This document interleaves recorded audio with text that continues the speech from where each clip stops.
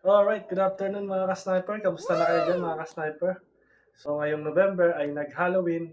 Meron tayong Halloween edition ng ating multi-shot. Ayan, kung makikita nyo, napakaganda. So kung nakita nyo yung isa nating multi-shot, yung naka-Woodstock bat. So ito naman ay naka-black bat, Halloween edition. Ayan, regulated ito, ating multi-shot. Ganon din, kagaya na sa ating solid ka-sniper na taga-PNP ng taga-PDEA. Hindi ko na mention ng name para sa privacy. Ayan, meron din siyang barrel band. Nakikita nyo. Naka 0.50 liters na yung tank niya. Dalawang gauge. Kung makikita nyo, regulated to.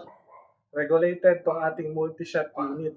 So, ang kagandahan nitong isa nating unit na multi-shot ay meron na siyang quick release. Ito. Para sa magazine. Ito na yung pinaka-latest model ng multi-shot. So, noong October, naglabas tayo ng latest model. So, mas dinevelop pa natin ng Team Taurus itong unit model na ito. Nilagyan ng quick release para do sa magazine. So, ito yung bolt action type natin na multi-shot. November, so Halloween edition. So, yan, napakaganda ng bolt type. Oh. Mapifeel nyo talaga dyan pagka kayo ay nag-plinking, backyard. So, ito, may adjustable din siya dito sa likod na pihitan. Ayan, pag nasdan nyo, yung bat niya napakaganda. Halloween edition, color black syempre. So ayan, regulated, napakaganda, with magazine po ito. 13 rounds magazine na multi-shot. At ang kagandahan dyan ay, ayan, naka-sale po tayo mga ka-sniper. So meron din po siyang silencer. Ayan, customized para sa kanya. Napakaganda. Ayan, pwede po siya ikabit sa kanya dito. Tatanggalin lang po ito. Ito po ay naka-shrouded na rin. Ang kagandahan sa shrouded. Kung makikita nyo, yung kanyang barrel ay may butas dito. Bakit po kaya? Soon, abangan nyo kung bakit sasabihin natin yan. Pero ito po muna yung ating Halloween edition ng ating multi-shot.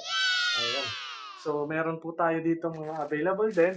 Dahil nag-11K subscriber tayo, maraming salamat po sa inyo lahat mga ka-sniper sa walang sawang pagsuporta at sa ating mga solid ka-sniper na napili, ay nabigyan ko na po yung iba ng kanilang, ayan, simpleng gift para kay ka-sniper maagang papasko. Ang ating long sleeve and t-shirt. Ayan, sa ating mga solid ka-sniper na.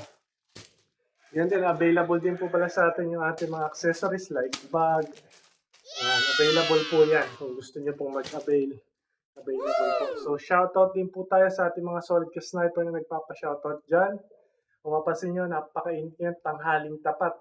Pinagpapawisan nga si ka-sniper nyo. So, shoutout po sa ating ka-sniper na si Victor Algaba. Shoutout ka-sniper.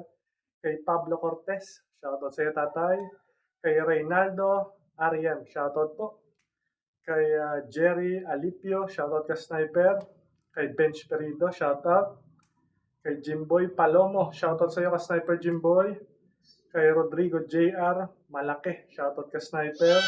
Kay Jace Rowan De La Cruz, shoutout sa iyo ka-sniper.